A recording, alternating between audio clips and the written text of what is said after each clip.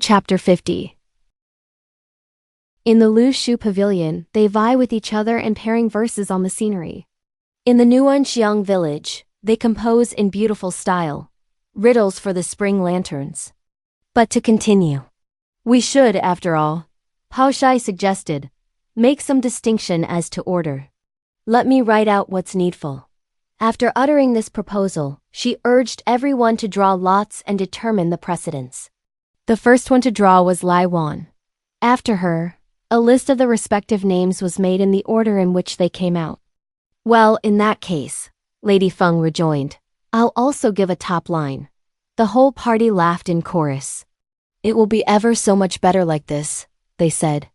Bao-Chiau supplied above the old laborer of Daoxiang, the word Feng, whereupon Li Wan went on to explain the theme to her. You mustn't poke fun at me. Lady Feng smiled, after considerable reflection. I've only managed to get a coarse line. It consists of 5 words. As for the rest, I have no idea how to manage them. The coarser the language, the better it is, one and all laughed. Out with it. You can then go and attend to your legitimate business.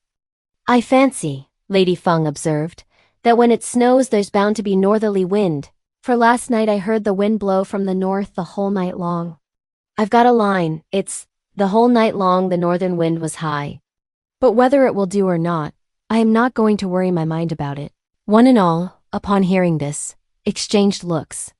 This line is, it's true, coarse, they smiled, and gives no insight into what comes below. But it's just the kind of opening that would be used by such as understand versification. It's not only good, but it will afford to those who come after you inexhaustible scope for writing. In fact, this line will take the lead, so, old laborer of Daoxiang, be quick and indite some more to tag on below. Lady Feng, sister-in-law Li, and Ping Er had then another couple of glasses, after which each went her own way. During this while Li Wan wrote down, the whole night long the northern wind was high. And then she herself subjoined the antithetical couplet. The door I ope, and lo the flakes of snow are still tossed by the wind, and drop into the slush. Oh, what a pity they're so purely white. Shang Ling recited, all o'er the ground is spread, alas, this bright, refulgent gem, but with an aim. For it is meant dry herbage to revive. Tan Chun said, without design the dying sprouts of grain it nutrifies. But in the villages the price of mellow wine doth rise. Li Chi added, in a good year grain in the house is plentiful. The bulrush moves and the ash issues from the tube. Li Wen continued, what time spring comes the handle of the dipper turns. The bleaky hills have long ago their verdure lost. Xu Hian proceeded, on a frost-covered stream, no tide can ever rise. Easy the snow hangs on the sparse-leaved willow twigs. Xiang Yun pursued, hard teas for snow to pile on broken plantain leaves. The coal, musk-scented, burns in the precious tripod. Pao Chen recited, tea-embroidered sleeve enwraps the golden sable in its folds. The snow transcends the mirror by the window in luster. Baoyu suggested, the fragrant pepper clings unto the wall. The side wind still in whistling gusts doth blow. Daiyu added, a quiet dream becomes a cheerless thing. Where is the fife with plum bloom painted on? Bao-Chiau continued, in whose household is there a flute made of green jade? The fish fears lest the earth from its axis might drop. I'll go and see that the wine is warm for you people. Li Wan smiled. But when Bao-Chiau told Pao Chen to connect some lines, she caught sight of Shang Wen rise to her feet and put in, what time the dragon wages war, the clouds dispel. Back to the wild shore turns the man with single skull. Pao Si-han thereupon again appended the couplet. The old man hums his lines, and with his whip he points at the Pa Bridge. Fur coats are, out of pity on the troops at the frontiers bestowed. But would Xiangan allow anyone to have a say? The others could not besides come up to her in quickness of wits so that, while their eyes were fixed on her, she with eyebrows uplifted and figure outstretched, proceeded to say, more cotton coats confer, for barren memory th imperial serfs. The rugged barbarous lands are, on account of snow, with dangers fraught. Bao-Chiau praised the verses again and again, and next contributed the distich. The twigs and branches live in fear of being tossed about. With what whiteness and feathery step the flakes of snow descend. Daiyu eagerly subjoined the lines. The snow as nimbly falls as moves the waist of the Hsüeh man when brandishing the sword. The tender leaves of tea, so acrid to the taste, have just been newly brewed and tried. As she recited this couplet, she gave Baoyu a shove, and urged him to go on. Baoyu was, at the moment, enjoying the intense pleasure of watching the three girls Bao-Chiau, Bao-Chiau and Daiyu make a joint onslaught on Xiangyun, so that he had of course not given his mind to tagging any antithetical verses. But when he now felt Daiyu push him, he at length chimed in with, "The fir is the sole tree which is decreed forever to subsist. The wild goose follows in the mud the prints and traces of its steps." Bao-Chiau took up the clue, adding, "In the forest, the axe of the woodcutter may betimes be heard. With snow-covered contours, 1,000 peaks their heads jut in the air." Xiangyun with alacrity annexed the verses. "The whole way tortuous winds like a coiled snake. The flowers have felt the cold and ceased to bud." Bao-Chiau and her companions again with one voice eulogized their fine diction. Tan-chun then continued, "Could ere the beauteous snow dread the nipping of frost? In the deep court the shivering birds are startled by its fall." Xiangyun happened to be feeling thirsty, and was hurriedly swallowing a cup of tea, when her turn was at once snatched by Xu Yan, who gave out the lines, "On the bare mountain wails the old man Xiao. The snow covers the steps, both high and low." Xiangyun immediately put away the teacup and added, "On the pond's surface it allows itself to float. At the first blush of dawn with effulgence it shines." Daiyu recited with alacrity the couplet, "In confused flakes, it ceaseless falls the whole night long. Troth one forgets that it implies 3 feet of cold." Xiangyun hastened to smilingly interpose with a distich. "Its auspicious descent dispels the emperor's grief. There lies one frozen stiff, but who asks him a word?" Bao-Chiau too speedily put on a smile and added, "Glad is the proud wayfarer when he's pressed to drink. Snapped is the weaving belt in the heavenly machine." Xiang once again eagerly quoted the line, "In the seaside market is lost a silk kerchief." But Lin Daiyu would not let her continue, and taking up the thread, she forthwith said, "With quiet silence it enshrouds the raised kiosk." Xiangyun vehemently gave the antithetical verse, "The utter poor clings to his pannier and his bowl." Bao-Chiau too would not give in as a favor to anyone. So hastily she exclaimed, "The water meant to brew the tea with gently bubbles up." Xiangyun saw how excited they were getting, and she thought it naturally great fun. Laughing, she eagerly gave out, "When wine is boiled with leaves 'tis not easy to burn." Daiyu also smiled while suggesting, "The broom with which the bonds sweepeth the hill is sunk in snow." Bao-Chiau too smilingly cried, "The young lad takes away the lute interred in snow." Xiangyun laughed to such a degree that she was bent in two. And she muttered a line with such rapidity that one and all inquired of her, "What are you, after all, saying?" "In the stone tower leisurely sleeps the stork," Xiangyun repeated. Daiyu clasped her breast, so convulsed was she with laughter.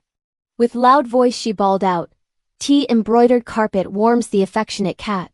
Bao-Chiau quickly, again laughingly, exclaimed, "Inside Celine's cave low, roll the silvery waves."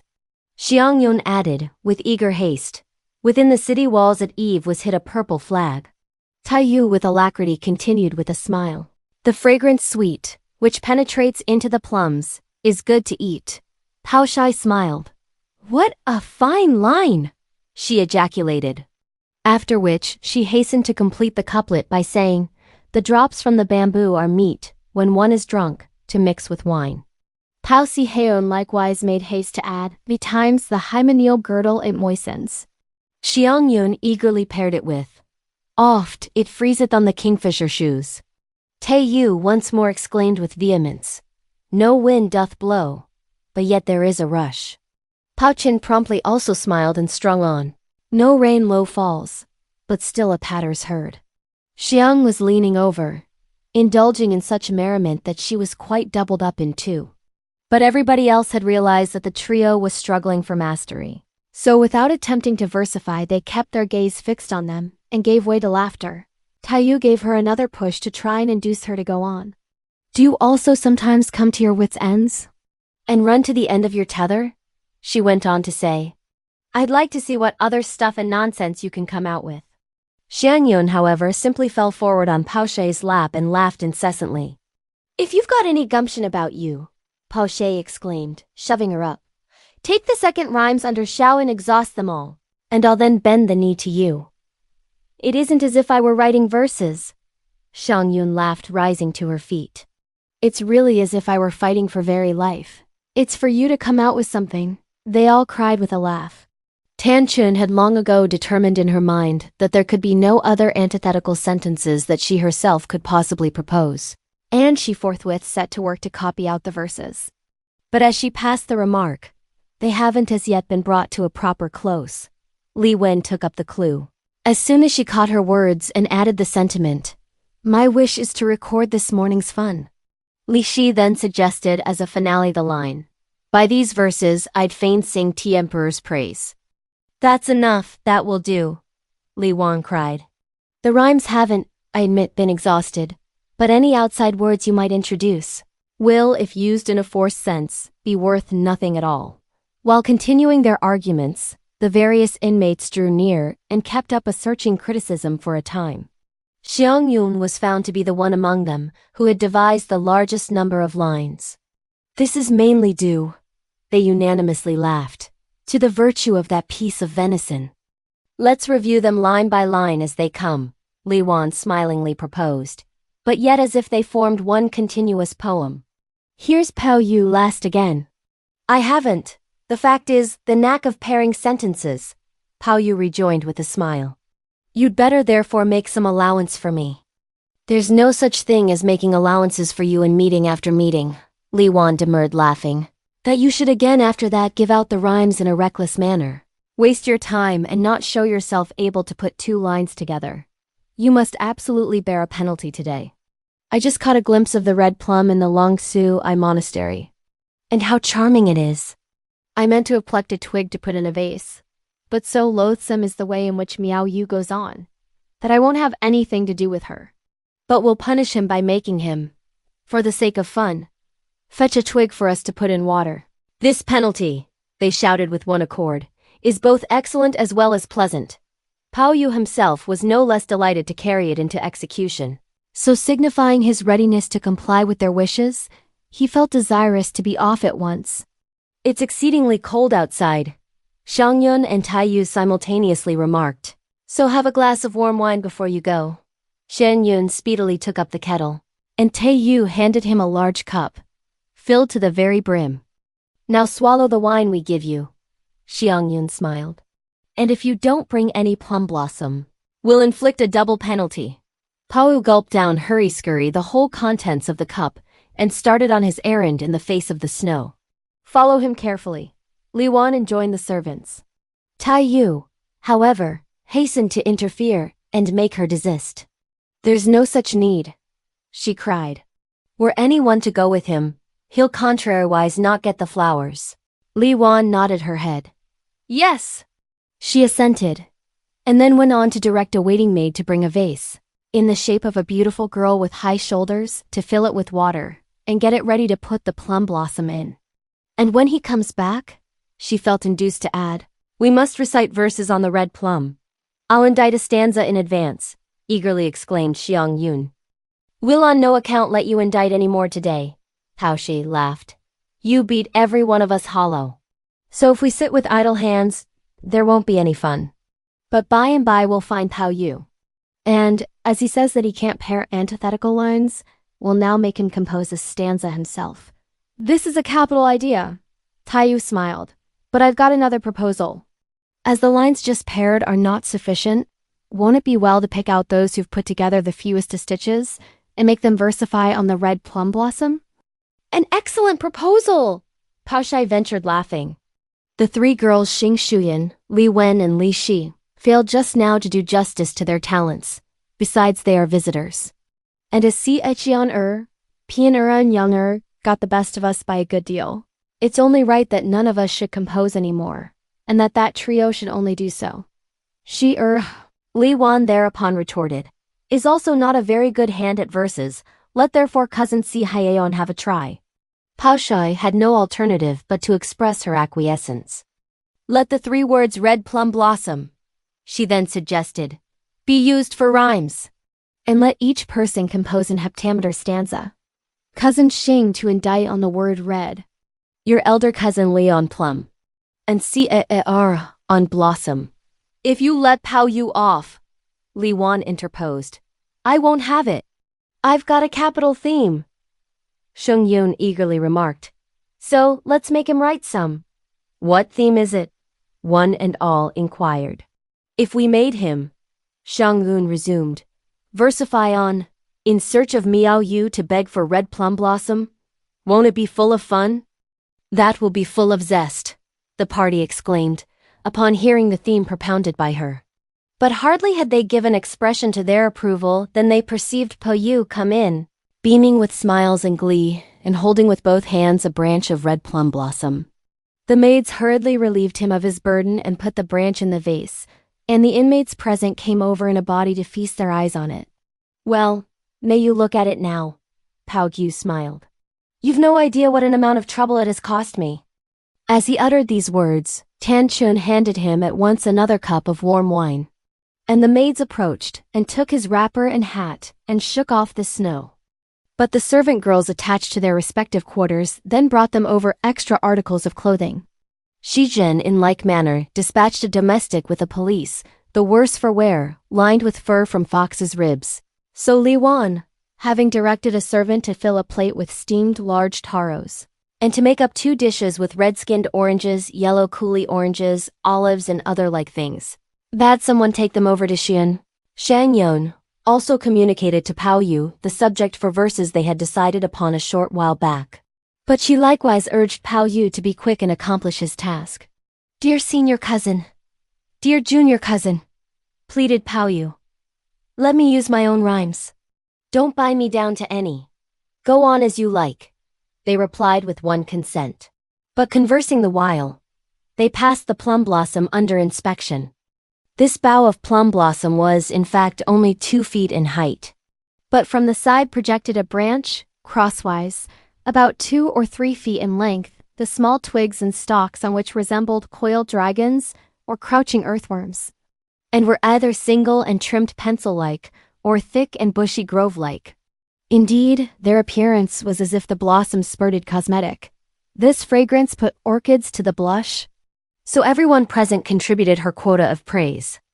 Xu Yan, Li Wen, and Pao Qin had, little though it was expected, all 3 already finished their lines, and each copied them out for herself. So the company began to peruse their compositions, subjoined below, in the order of the 3 words, Red Plum Blossom. Verses to the Red Plum Blossom by Xing Shuyan. The peach tree has not donned its fragrance yet. The almond is not red. What time it strikes the cold, it's first joyful to smile at the east wind. When its spirit to the Yu Ling hath flown, 'tis hard to say, 'tis spring. The russet clouds across the low fu lie, so e'en to dreams it's closed. The green petals add grace to a coiffure, when painted candles burn. The simple elf when primed with wine, doth the waning rainbow bestride. Does its appearance speak of a color of ordinary run? Both dark and light fall of their own free will into the ice and snow. The next was the production of Li Wen, and its burden was, to write on the white plum I'm not disposed, but I'll write on the red. Proud of its beauteous charms, 'tis first to meet the opening drunken eye. On its frost-nipped face are marks, and these consist wholly of blood. Its heart is sore, but no anger it knows. To ashes too it turns. By some mistake a pill, a fairy, takes and quits her real frame. From the fairyland pool she secret drops and casts off her old form. In spring, both north and south of the river, with splendor it doth bloom. Send word to bees and butterflies that they need not give way to fears. This stanza came next from the pen of Shu Bao-Chin. Far distant do the branches grow, but how beauteous the blossom blooms. The maidens try with profuse show to compete in their spring headdress. No snow remains on the vacant pavilion and the tortuous rails. Upon the running stream and desolate hills descend the russet clouds. When cold prevails one can in a still dream follow the last blown fife. The wandering elf roweth in fragrant spring, the boat in the red stream. In a previous existence, it must sure have been of fairy form. No doubt need gain arise as to its beauty differing from then. After the perusal over, they spent some time in heaping, smiling the while, eulogiums upon the compositions. And they pointed at the last stanza as the best of the lot, which made it evident to Baoyu that Bao-Chiau, albeit the youngest in years, was, on the other hand, the quickest in wits. Daiyu and Xiangyun then filled up a small cup with wine, and simultaneously offered their congratulations to Bao-Chiau. Each of the three stanzas has its beauty, Bao-Chiau remarked, a smile playing round her lips. You two have daily made a fool of me, and are you now going to fool her also? Have you got yours ready? Nuan went on to inquire of Baoyu. I'd got them, Baoyu promptly answered. But the moment I read their three stanzas, I once more became so nervous that they quite slipped from my mind. But let me think again. Xiangyun, at this reply, fetched a copper poker, and, while beating on the hand stove, she laughingly said, I shall go on tattooing. Now mind if when the drumming ceases you haven't accomplished your task, you'll have to bear another fine. I've already got them, Baoyu rejoined, smilingly. Daiyu then picked up a pencil. Recite them, she smiled, and I'll write them down. Xiangyun beat one stroke on the stove. The first tattoo is over. She laughed. I'm ready. Baoyu smiled. Go on writing. At this they heard him recite. The wine bottle is not opened. The line is not put into shape. Daiyu noted it down, and shaking her head. They begin very smoothly, she said, as she smiled. Be quick. Xiangyun again urged. Baoyu laughingly continued. To fairyland I speed to seek for spring, and the 12th moon to find. Daiyu and Xiangyun both nodded. It's rather good, they smiled. Baoyu resumed, saying, I will not beg the high god for a bottle of the healing dew, but pray Shang-O to give me some plum bloom beyond the rails. Daiyu jotted the lines down and wagged her head to and fro. They're ingenious, that's all, she observed. Xiangyun gave another rap with her hand. Baoyu thereupon smilingly added, I come into the world and, in the cold, I pick out some red snow. I leave the dusty sphere and speed to pluck the fragrant purple clouds. I bring a jagged branch, but who in pity sings my shoulders thin? On my clothes still sticketh the moss from yon Buddhistic court. As soon as Daiyu had done writing, Xiangyun and the rest of the company began to discuss the merits of the verses. But they then saw several servant maids rush in, shouting, Our venerable mistress has come. One and all hurried out with all dispatch to meet her. How comes it that she is in such good cheer? Everyone also laughed. Speaking the while, they discerned, at a great distance, their grandmother Chia seated, enveloped in a capacious wrapper and rolled up in a warm hood lined with squirrel fur, in a small bamboo sedan chair with an open green silk glazed umbrella in her hand. Yuan Yang, Hu Po, and some other girls, mustering in all 5 or 6, held each an umbrella and pressed round the chair as they advanced. Nuan and her companions went up to them with hasty step. But Dowager Lady Chia directed the servants to make them stop, explaining that it would be quite enough if they stood where they were. On her approach, old Lady Chia smiled. I've given, she observed, your Madame Zhu Wang, and that girl Feng the slip and come. What deep snow covers the ground? For me, I'm seated in this, so it doesn't matter. But you mustn't let those ladies trudge in the snow. The various followers rushed forward to take her wrapper and to support her, and as they did so, they expressed their acquiescence. As soon as she got indoors, old Lady Chia was the first to exclaim with a beaming face, What beautiful plum blossom! You well know how to make merry, but I too won't let you off. But in the course of her remarks, Lai Wen quickly gave orders to a domestic to fetch a large wolfskin rug, and to spread it in the center, so Dowager Lady Chia made herself comfortable on it. Just go on as before with your romping and joking, drinking and eating, she then laughed. As the days are so short, I did not venture to have a midday siesta. After therefore playing at dominoes for a time, I bethought myself of you people, and likewise came to join the fun. Nuan soon also presented her a hand stove, while Tan Chen brought an extra set of cups and chopsticks, and filling with her own hands. A cup with warm wine, she handed it to her grandmother Chia. Old Lady Chia swallowed a sip. What's there in that dish? She afterwards inquired. The various inmates hurriedly carried it over to her and explained that they were pickled quails. These won't hurt me, Dowager Lady Chia said, so cut off a piece of the leg and give it to me. Yes, promptly acquiesced Li Wan, and asking for water, she washed her hands and then came in person to carve the quail. Sit down again, Dowager Lady Chia said, pressing them, and go on with your chatting and laughing. Let me hear you and feel happy. Just you also seat yourself. Continuing, she remarked to Li Wan, and behave as if I were not here. If you do so, well and good. Otherwise, I shall take myself off at once. But it was only when they heard how persistent she was in her solicitations that they all resumed the seats, which accorded with their age, with the exception of Li Wan, who moved to the furthest side. What were you playing at? Old Lady Chia thereupon asked. We were writing verses, answered the whole party. Wouldn't it be well for those who are up to poetry? Dowager Lady Chia suggested. To devise a few puns for lanterns so that the whole lot of us should be able to have some fun in the first moon? With one voice, they expressed their approval. But after they had jested for a little time, it's damp in here. Old Lady Chia said, so don't you sit long, for mind you might be catching cold. Where it's nice and warm is in your cousin Quartas over there, so let's all go and see how she is getting on with her painting, and whether it will be ready or not by the end of the year. How could it be completed by the close of the year? They smiled. She could only, we fancy, get it ready by the Dragon Boat Festival next year. This is dreadful, Old Lady Chia exclaimed. Why, she has really wasted more labor on it than would have been actually required to lay out this garden.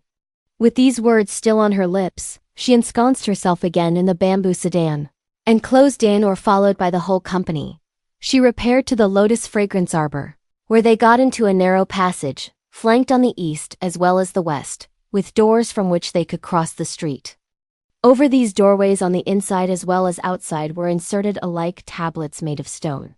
The door they went in by, on this occasion, lay on the west. On the tablet facing outwards were cut out the two words representing, penetrating into the clouds. On that inside, were engraved the two characters meaning, crossing to the moon. On their arrival at the hall, they walked in by the main entrance, which looked towards the south. Dowager Lady Chia then alighted from her chair. Shichun had already made her appearance out of doors to welcome her. So taking the inner covered passage, they passed over to the other side and reached Shichun's bedroom, on the doorposts of which figured the three words, Warm Fragrance Isle. Several servants were at once at hand, and no sooner had they raised the red woolen portiere than a soft fragrance wafted itself into their faces. The various inmates stepped into the room. Old Lady Chia, however, did not take a seat, but simply inquired where the painting was. The weather is so bitterly cold, Shichun consequently explained, smiling, that the glue, whose property is mainly to coagulate, cannot be moistened. So I feared that, were I to have gone on with the painting, it wouldn't be worth looking at. And I therefore put it away. I must have it by the close of the year. Dowager Lady Chia laughed. So don't idle your time away. Produce it at once and go on painting for me as quick as you can. But scarcely had she concluded her remark than she unexpectedly perceived Lady Feng arrive, smirking and laughing with a purple pelisse lined with deer fur thrown over her shoulders. Venerable Senior, she shouted, you don't even so much as let anyone know today, but sneak over stealthily. I've had a good hunt for you. When Old Lady Chia saw her join them, she felt filled with delight. I was afraid, she rejoined, that you'd be feeling cold. That's why I didn't allow anyone to tell you. You're really as sharp as a spirit to have, at last, been able to trace my whereabouts. But according to strict etiquette, you shouldn't show filial piety to such a degree. Is it out of any idea of filial piety that I came after you? Not at all, Lady Feng added with a laugh. But when I got to your place, worthy senior, I found everything so quiet that not even the caw of a crow could be heard. And when I asked the young maids where you'd gone, they wouldn't let me come and search in the garden. So I began to give way to surmises. Suddenly also arrived 2 or 3 nuns. And then, at length, I jumped at the conclusion that these women must have come to bring their yearly prayers, or to ask for their annual or incense allowance, and that, with the amount of things you also, venerable ancestor, have to do for the end of the year, you had for certain got out of the way of your debts. Speedily, therefore, I inquired of the nuns what it was that brought them there, and, for a fact, there was no mistake in my surmises. So promptly issuing the annual allowances to them, I now come to report to you, worthy senior, that your creditors have gone, and that there's no need for you to skulk away. But I've had some tender pheasant prepared. So please come and have your evening meal. For if you delay any longer, it will get quite stale. As she spoke, everybody burst out laughing. But Lady Feng did not allow any time to Dowager Lady Chia to pass any observations, but forthwith directed the servants to bring the chair over. Old Lady Chia then smilingly laid hold of Lady Feng's hand and got again into her chair. But she took along with her the whole company of relatives for a chat and a laugh. Upon issuing out of the gate on the east side of the narrow passage, the four quarters presented to their gaze the appearance of being adorned with powder and inlaid with silver. Unawares, they caught sight of Bao-Chiau, in a duck-down cloak, waiting at a distance at the back of the hill slope, while behind her stood a maid, holding a vase full of red plum blossoms. Strange enough, they all exclaimed laughingly. 2 of us were missing. But she's waiting over there. She's also been after some plum blossom.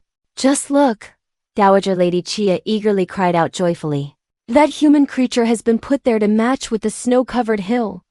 But with that costume, and the plum blossom at the back of her, to what does she bear a resemblance? She resembles, one and all smiled, Lu Hsüeh's beautiful snow picture, suspended in your apartments, venerable ancestor. Is there in that picture any such costume? Old Lady Chia demurred, nodding her head and smiling. What's more, the persons represented in it could never be so pretty. Hardly had this remark dropped from her mouth, than she discerned someone else, clad in a deep red woolen cloak, appear to view at the back of Bao-Chiau. What other girl is that? Dowager Lady Chia asked. We girls are all here, they laughingly answered. That's Baoyu. My eyes, Old Lady Chia smiled, are getting dimmer and dimmer. So saying, they drew near, and of course they turned out to be Baoyu and Bao Zichen. I've just been again to the Lu Hsüeh monastery. Baoyu smiled to Bao Zichen. Daiyu and his other cousins, and Miao Yu gave me for each of you a twig of plum blossom. I've already sent a servant to take them over. Many thanks for the trouble you've been put to, they with one voice replied. But speaking the while, they sallied out of the garden gate and repaired to their grandmother Chia's suite of apartments. Their meal over, they joined in a further chat and laugh, when unexpectedly they saw Mrs. Hsüeh also arrive. With all this snow, she observed, I haven't been over the whole day to see how you, venerable senior, were getting on. Your ladyship couldn't have been in a good sort of mood today, for you should have gone and seen the snow. How not in a good mood? Old Lady Chia exclaimed. I went and looked up these young ladies and had a romp with them for a time. Last night, Mrs. Hsüeh smiled. I was thinking of getting from our Madame Wang today the loan of the garden for the nonce and spreading 2 tables with our mean wine and inviting you, worthy senior, to enjoy the snow. But as I saw that you were having a rest, and I heard at an early hour that Baoyu had said that you were not in a joyful frame of mind, I did not, in consequence, presume to come and disturb you today. But had I known sooner the real state of affairs, I would have felt it my bounden duty to have asked you round. This is, rejoined Dowager Lady Chia with a smile, only the first fall of snow in the 10th moon. We'll have, after this, plenty of snowy days, so there will be ample time to put your ladyship to wasteful expense. Verily, in that case, Mrs. Hsüeh laughingly added, my filial intentions may well be looked upon as having been accomplished. Mrs. Hsüeh, interposed Lady Feng smiling, mind you don't forget it. But you might as well weigh 50 taels this very moment, and hand them over to me to keep until the first fall of snow, when I can get everything ready for the banquet. In this way, you will neither have anything to bother you, aunt, nor will you have a chance of forgetting. Well, since that be so, Old Lady Chia remarked with a laugh, your ladyship had better give her 50 taels and I'll share it with her, each one of us taking 25 taels. And on any day it might snow, I'll pretend I don't feel in proper trim and let it slip by. You'll have thus still less occasion to trouble yourself, and I and Lady Feng will reap a substantial benefit. Lady Feng clapped her hands. An excellent idea. She laughed. This quite falls in with my views. The whole company were much amused. Pshaw! Dowager Lady Chia laughingly ejaculated. You bare-faced thing! You're like a snake which avails itself of the rod with which it is being beaten to crawl up and do harm. You don't try to convince us that it properly devolves upon us, as Mrs. Hsüeh is our guest and receives such poor treatment in our household, to invite her. For with what right could we subject her ladyship to any reckless outlay? But you have the impudence of impressing upon our minds to insist upon the payment in advance of 50 taels. Are you really not thoroughly ashamed of yourself? Oh, worthy senior, Lady Feng laughed. You're most sharp-sighted. You try to see whether Mrs. Hsüeh will be soft enough to produce 50 taels for you to share with me. But fancying now that it's of no avail, you turn round and begin to rate me by coming out with all these grand words. I won't, however, take any money from you, Mrs. Hsüeh. I'll, in fact, contribute some on your ladyship's account, and when I get the banquet ready and invite you, venerable ancestor, to come and partake of it, I'll also wrap 50 taels in a piece of paper and dutifully present them to you, as a penalty for my officious interference in matters that don't concern me. Will this be all right or not? Before these words were brought to a close, the various inmates were so convulsed with hearty laughter that they reeled over on the stove couch. Dowager Lady Chia then went on to explain how much nicer Bao-Chiau was, plucking plum blossom in the snow, than the very picture itself. And she next minutely inquired what the year, moon, day, and hour of her birth were, and how things were getting on in her home. Mrs. Hsüeh conjectured that the object she had in mind was, in all probability, to seek a partner for her. In the secret recesses of her heart, Mrs. Hsüeh on this account fell in also with her views. Bao-Chiau had, however, already been promised in marriage to the Mei family. But as Dowager Lady Chia had made as yet no open allusion to her intentions, Mrs. Hsüeh did not think it nice on her part to come out with any definite statement, and she accordingly observed to old Lady Chia in a vague sort of way, "What a pity it is that this girl should have had so little good fortune as to lose her father the year before last. But ever since her youth up, she has seen much of the world, for she has been with her parent to every place of note. Her father was a man fond of pleasure, and as he had business in every direction, he took his family along with him. After tarrying in this province for a whole year, he would next year again go to that province, and spend half a year roaming about it everywhere. Hence it is that he had visited 5 or 6/10 of the whole empire. The other year, when they were here, he engaged her to the son of the Hanlin Mei. But, as it happened, her father died the year after. And here is her mother too, now ailing from a superfluity of phlegm. Lady Feng gave her no time to complete what she meant to say. "Hi!" she exclaimed, stamping her foot. "What you say is inopportune. I was about to act as a go-between." "But is she too already engaged? For whom did you mean to act as go-between?" Old Lady Chia smiled. "My dear ancestor," Lady Feng remarked, "don't concern yourself about it. I had determined in my mind that those two would make a suitable match. But as she has now long ago been promised to someone, it would be of no use were I even to speak out. Isn't it better that I should hold my peace and drop the whole thing?" Dowager Lady Chia herself was cognizant of Lady Feng's purpose, so upon hearing that she already had a suitor, she at once desisted from making any further reference to the subject. The whole company then continued another chat on irrelevant matters for a time, after which they broke up. Nothing of any interest transpired the whole night. The next day, the snowy weather had cleared up. After breakfast, her grandmother Chia again pressed Hsüeh. "You should go on," she said, "with your painting, irrespective of cold or heat. If you can't absolutely finish it by the end of the year, it won't much matter. The main thing is that you must at once introduce in it Chan'er and the maid with the plum blossom, as we saw them yesterday, in strict accordance with the original, and without the least discrepancy of so much as a stroke." Hsüeh listened to her and felt it her duty to signify her assent, in spite of the task being no easy one for her to execute. After a time, a number of her relatives came in a body to watch the progress of the painting. But they discovered Hsüeh plunged in a reverie. Let's leave her alone, Li Wan smilingly observed to them all, to proceed with her meditations. We can meanwhile have a chat among ourselves. Yesterday our worthy senior bade us devise a few lantern conundrums, so when we got home, I and Hsüeh and Wen-He did not turn in, but set to work. I composed a couple on the 4 books. But those 2 girls also managed to put together another pair of them. We should hear what they're like, they laughingly exclaimed in chorus, when they heard what they had done. Tell them to us first, and let's have a guess.